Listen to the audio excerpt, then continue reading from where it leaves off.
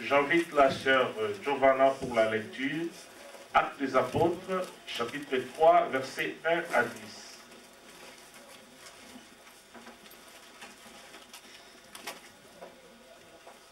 Bonjour peuple de Dieu. Actes des Apôtres, chapitre 3, versets 1 à 10. Je lis au nom de Jésus. Amen. Pierre et Jean montaient ensemble au temple, à l'heure de la prière. C'était la 9e heure. Il y avait un homme boiteux de naissance, qu'on portait et qu'on plaçait tous les jours à la porte du temple, appelé la Belle, pour qu'il demandât l'aumône à ceux qui entraient dans le temple. Cet homme, voyant Pierre et Jean qui allaient y entrer, leur demanda l'aumône.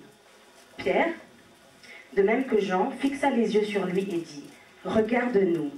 Et il y regardait attentivement, s'attendant à recevoir d'eux quelque chose. Alors Pierre lui dit « Je n'ai ni argent, ni or, et ce que j'ai, je te le donne, au nom de Jésus-Christ de Nazareth. Lève-toi et marche. » Et le prenant par la main droite, il le fit lever. Au même instant, ses pieds et ses chevilles devinrent fermes. D'un saut, il fut debout, il se mit à marcher, il entra avec eux dans le temple, marchant, sautant et louant Dieu. Tout le monde le vit marchant et louant Dieu. Il reconnaissait que c'était celui qui était assis à la belle porte du temple pour demander l'aumône. Et ils furent remplis d'étonnement et de surprise au sujet de ce qui lui était arrivé. Amen. Amen. Alléluia. Amen. Alléluia, peuple du Seigneur. Amen. Je bénis ce Dieu pour sa présence parmi nous.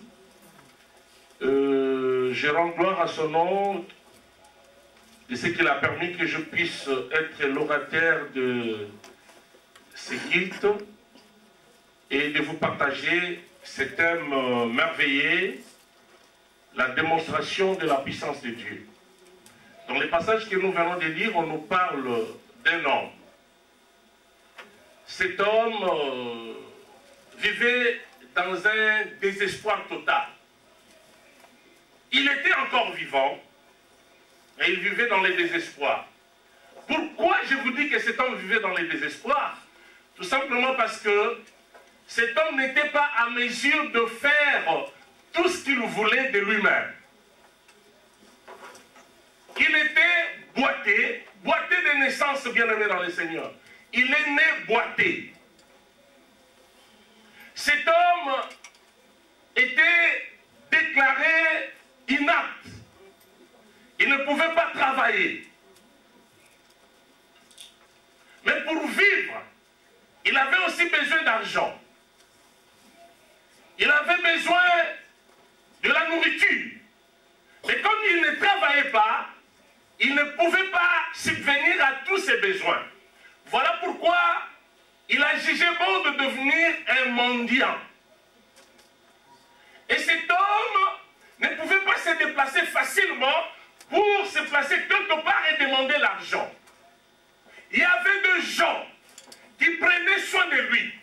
Les gens qui lui transportaient de sa maison jusqu'à son endroit habituel pour les poser, afin que cet homme demande l'argent.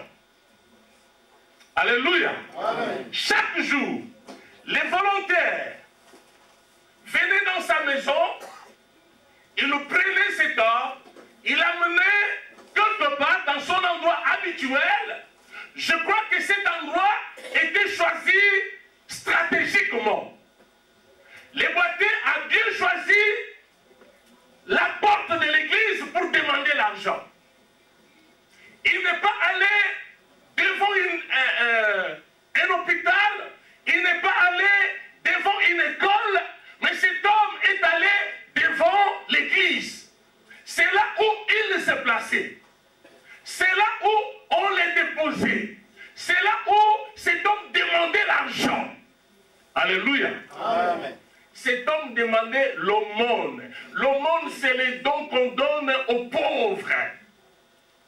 L'aumône, c'est parmi les dons que l'Église doit aussi connaître.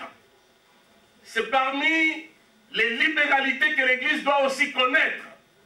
Nous avons les offrandes, la dîme, l'action des grâces, dons volontaires, mais il y a aussi l'aumône. L'aumône, ce n'est pas ce qu'on donne volontairement à l'église. L'aumône, on les donne pour les gens qui ont des problèmes. Alléluia. C'est pour soutenir les pauvres, les gens qui n'ont pas de moyens. Mais l'aumône se fait par amour. Quand vous donnez votre aumône, vous devez le faire vraiment par amour. Quand vous trouvez un malade et vous boudez avant de lui donner quelque chose, un paralytique, un homme qui ne marche pas ou qui n'a pas un mâchon, quelqu'un qui n'a pas de bras ou a perdu un bras, tu veux lui donner, tu commences à lui injurier, ce n'est pas la peine de faire cet acte. Parce que l'aumône, c'est ce qui se fait avec amour. Et cet homme s'est placé devant la porte de l'église, appelée la belle porte, pour demander l'aumône. Alléluia. Amen. Alléluia. Amen. Je vous disais que cet homme vivait dans le désespoir total. Le désespoir de cet homme, c'était parce qu'il était boité de naissance. Il n'avait pas l'usage de ses membres, de tous ses membres ou de ses jambes. Et alors cet homme était parasite. Vous connaissez un parasite, c'est celui qui ne dépend que des autres. Il était parasite à cause de son état physique. Il ne dépendait que des autres, des gens qui venaient lui chercher pour l'amener devant la belle porte pour pouvoir recevoir les aumônes. Alléluia. Amen. Même pour manger, même pour se déplacer, il avait besoin de gens, un parasite. Et je vous ai dit qu'il a choisi stratégiquement un lieu, et ce lieu, c'est devant la porte de l'église. Alléluia. Bien aimé, je vais vous parler d'un contraste. Il y avait une contraste. Quel est ce contraste?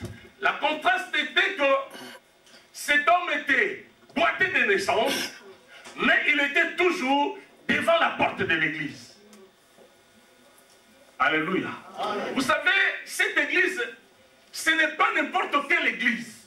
L'église où cet homme s'est placé, c'était une construction remarquable, une très belle construction. Chaque personne qui passait était attirée et frappée par la construction. On a utilisé des pierres très,